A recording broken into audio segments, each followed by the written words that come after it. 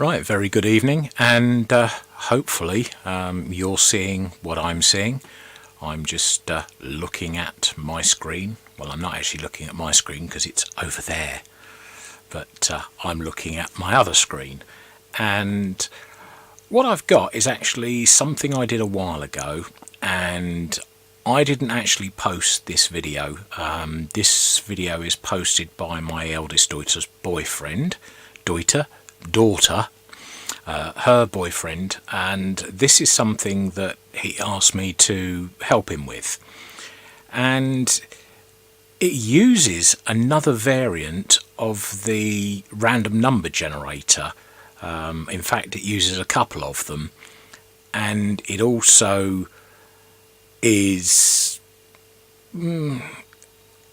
shall we say, slightly more difficult because of having to fit everything into the body. The LEDs are 1 mil across, which, what's that, just over a 32nd of an inch in diameter. They're little flat LEDs, except for the ones in the Bussard collectors on the warp engines, the big blue ones for the non-trekkers.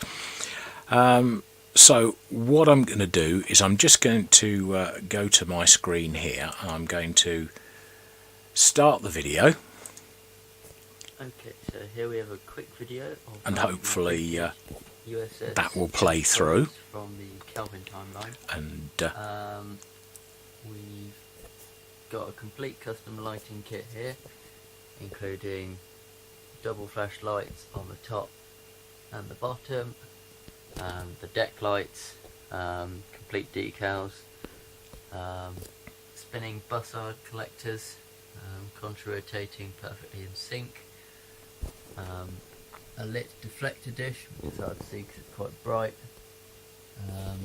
a fully lit secondary hull, and lit windows on the primary hull, on the saucer section as well, with a lit observatory and a lit bridge,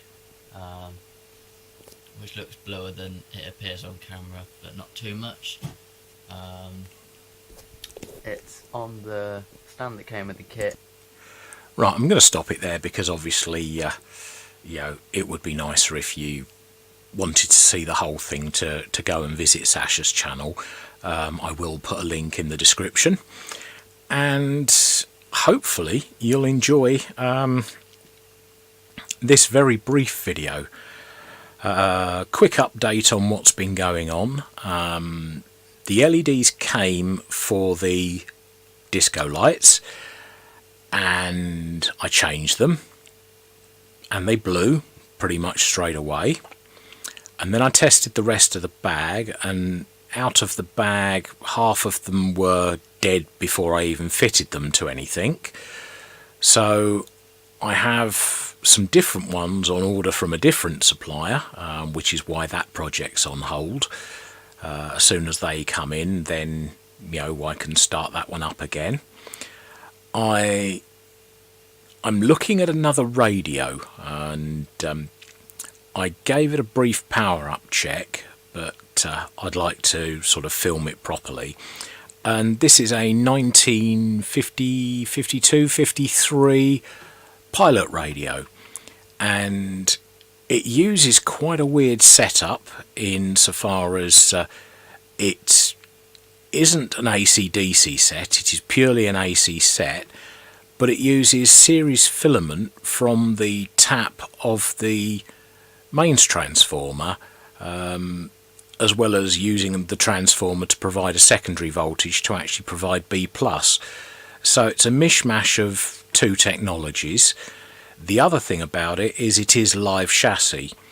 Now, I haven't finished working on the isolation transformer either, but what I will be doing is I will be setting that up on the bench with flying leads, just so that I don't actually come unstuck with this radio, because it will have a live chassis. It's not a fully isolated set, because the input is running as an as an auto transformer rather than as a full isolation transformer. So that's got to be done. In the meantime, what else has been happening? Well, not a lot really. I've been working on some ideas, although I've had a bit of a cricked neck for the last few days, and it's still quite painful, and it's why I'm sitting not in a straight line. The other thing that's been going on is my daughter's back again for the weekend from university in Surrey, so tomorrow I'm taking her and my wife shopping in Leicester. My eldest daughter is going for a university tutorial at the University of Leicester tomorrow, so I'm going to be probably dragged round the shops. Oh, joy of joys.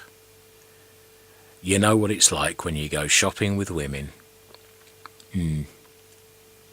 Yeah. But with that, I'm going to leave you with the good news of that things are progressing, things are getting there. You might have noticed from the LED video that the bench had a reorganisation, so that's looking a little bit better. And it's not messy, and it's still not messy, except it's full of LED disco lights at the moment with blown LED chips.